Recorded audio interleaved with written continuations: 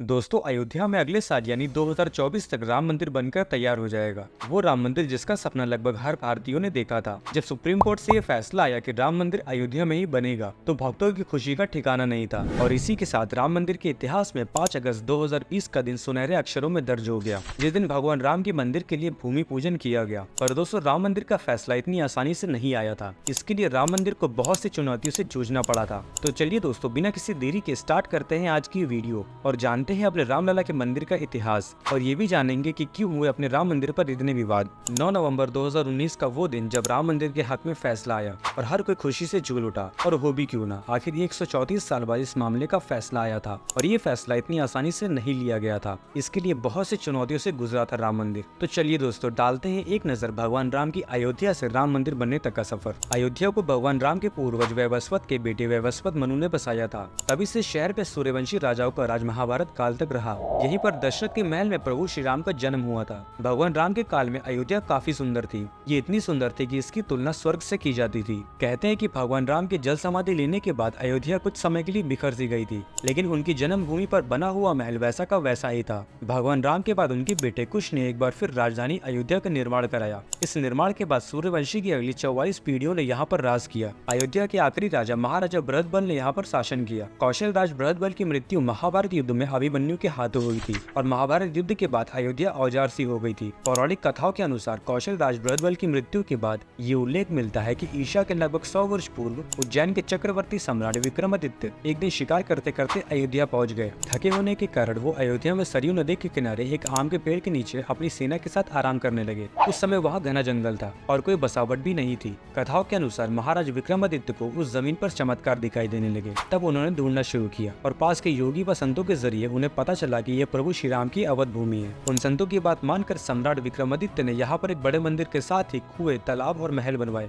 कहते हैं उन्होंने श्री राम जन्मभूमि पर काले रंग की कसौटी पत्थर वाले 84 खंभों पर एक बड़े मंदिर का निर्माण करवाया, जो कि बहुत ज्यादा खूबसूरत था। विक्रमादित्य के बाद कई राजाओं ने समय समय पर इस मंदिर की देखरेख की। उन्हीं में से एक सोमवंश के प्रथम शासक पुष्यमित्र शुंग ने भी मंदिर में सुधार कार्य करवाया था। इसके बाद ईशा की 11वीं सदी में कन्नौज का राजा जयचंद आया, तो उसने मंदिर पर सम्राट विक्रमादित्य के इंस्क्रिप्शन को उखाड़ कर अपना नाम लिखवा दिया। इसके बाद पानीपत के युद्ध के बाद जयचंद का भी अंत हो गया। इसके बाद भारत देश पर मुगलों का आक्रमण बढ़ गया। आक्रमणकारियों ने काशी, मथुरा के साथ ही अयोध्या में भी लूटपाट की और पुजारियों की हत्या कर मूर्तियों को तोड़ने का काम जारी रखा। उन्होंने पूरे देश में मंदिरों को तोड़ और मूर्तियों को उजाड़ा, लेकिन 14वीं सदी तक वो राम मंदिर को तोड़ने में सफल नहीं हो पाए। जब देश में जगह जगह बहुत से आक्रमण हो रहे थे, तब सबको झेलते हुए श्री राम जन्मभूमि पर बना भव्य मंदिर 14वीं सदी तक बचा रहा। ऐसा कहा जाता है कि सिकंदर लोदी के शासन काल के दौरान भी यहाँ मंदिर मौजूद था। 14वीं शताब्दी में पूरे हिंदुस्तान पर मुगलों का राज हो गया था और उसके बाद ही राम जन्मभूमि और अयोध्या को नष्ट करने के अभियान चलाए गए और आखिर में 1527-28 तक इस मंदिर को तोड़ दिया गया और उसकी जगह एक बाबरी मस्जिद का ढांचा खड़ा किया गया।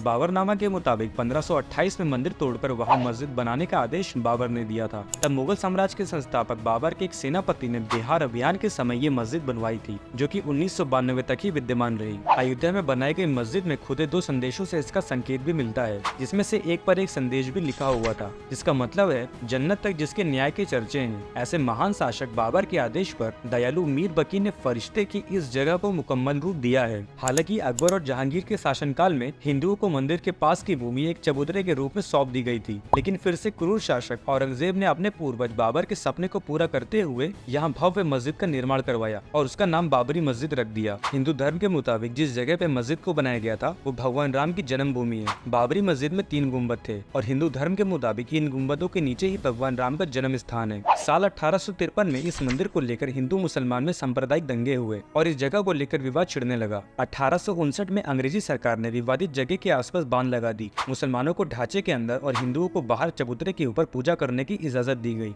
इसके बाद साल 1885 में महेंद्र रघुबर दास ने अदालत से मांग की कि चबूतरे के ऊपर मंदिर बनाने की इजाजत दी जाए, लेकिन उनकी ये मांग खारिज हो गई। साल 1949। दरअसल सालों पहले इस मंदिर पर छिड़े विवाद को तो उस वक्त अंग्रेजों ने किसी तरह शांत करवा दिया था, पर असली विवाद शुरू हुआ था 1949 में। 23 दिसंबर 1949 को भगवान श्री राम की मूर्तियां मस्जिद में पाई गयी। हिंदुओं का कहना था कि भगवान श्री राम प्रकट हुए हैं, जबकि मुसलमानों ने आरोप लगाया कि किसी ने रात में चुपचाप मूर्तियां वहां रख दी। उस समय यूपी सरकार ने मूर्तियां हटाने का आदेश दिया, लेकिन जिला मजिस्ट्रेट के नायर ने दंगे और हिंदुओं की भावनाओं को भड़कने के डर से इस आदेश को पूरा करने में मुश्किलें जाहिर की। तब सरकार ने इसे विवादित ढांचा बताकर इसमें ताला लगवा दिया। साल 1950 फरीदाबाद सिविल कोर्ट में 2 अर्जी दाखिल की गयी, जिसमें से एक में रामलला की पूजा करने की इजाजत मांगी गई। इसके बाद विवादित ढांचे में भगवान श्री राम की मूर्तियां रखे रहने की भी इजाजत मांगी गई। इसके बाद साल 1959 में निर्मोही अखाड़ा ने तीसरी अर्जी दाखिल की। दोस्तों, निर्मोही अखाड़ा वही समुदाय है जिन्होंने सबसे पहले अयोध्या की भूमि को विवादित बताया था। साल 1961 इसके बाद यूपी सुन्नी वक्फ बोर्ड ने अर्जी दाखिल कर विवादित जगह की पोजीशन और मूर्ति हटाने की मांग की। साल 1984 में विश्व हिंदू परिषद ने एक कमेटी गठित की और विवादित ढांचे की जगह मंदिर बनाने की मांग की। साल 1986 यूसी पांडे की याचिका के बाद फरीदाबाद के जिला जज के.एम. पांडे ने 1 फरवरी 1986 को हिंदुओं को पूजा करने की इजाजत देते हुए ढांचे पर से ताला हटाने का आदेश दिया। 6 दिसंबर 1992 विश्व हिंदू परिषद और शिवसेना समेत दूसरे संगठनों के लाखों कार्यकर्ताओं ने एक साथ मिलकर विवादित ढांचे को गिरा दिया।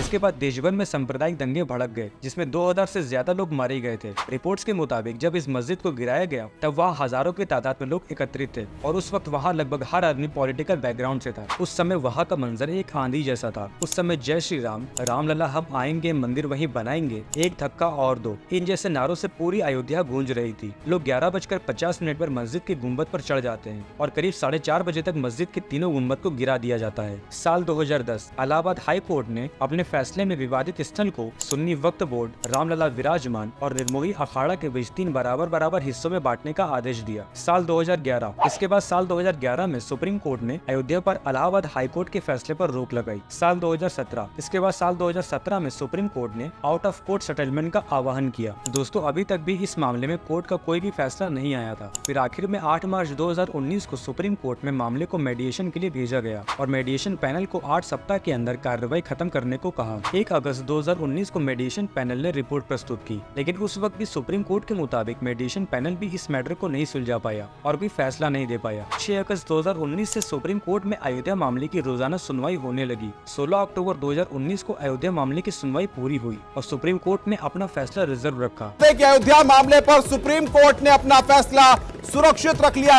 इसके बाद आया वो दिन जिसका वर्णन भारत के इतिहास में सुनहरे अक्षरों में किया जाएगा, जिस दिन 134 साल पुराने अयोध्या मंदिर मस्जिद विवाद पर सुप्रीम कोर्ट ने अपना फैसला सुना दिया। 9 नवंबर 2019 को सुप्रीम कोर्ट में चीफ जस्टिस रंजन गोगोई की अध्यक्षता में 5 मेंबर कॉन्स्टिट्यूशन बेंच ने सभी की सहमति से फैसला सुनाया। इसके तहत अयोध्या की 2.77 एकड़ की पूरी विवादित जमीन राम मंदिर के निर्माण के लिए दे दी और मस्जिद के लिए अलग से 5 एकड़ जमीन मुहैया कराने का आदेश दिया। और इस तरह इतने सालों तक कानूनी जंग के बाद आखिर अयोध्या में राम मंदिर बनने के हक में फैसला आया। दोस्तों, वर्तमान में ये मंदिर लगभग आधे से ज्यादा बनकर तैयार हो चुका है और अगले साल यानी जनवरी 2024 को ये बनकर तैयार हो जाएगा और 22 जनवरी 2024 को आम जनता के लिए खोल दिया जाएगा। दोस्तों, ये थी राम मंदिर की शुरुआत से आखिर तक की कहानी। आपकी राम मंदिर को लेकर क्या राय है नीचे कमेंट सेक्शन में जरूर बताएं। दोस्तों, आज की इस वीडियो में आज के लिए बस इतना ही। उम्मीद है आपको इस वीडियो से काफी कुछ सीखने को मिला होगा। अगर आपको ये वीडियो पसंद आया हो तो इस वीडियो को लाइक करें और अगर हमारे चैनल पर नए हैं तो अभी नॉस्टैल्जिक मूवीज को सब्सक्राइब करें। जय श्री राम।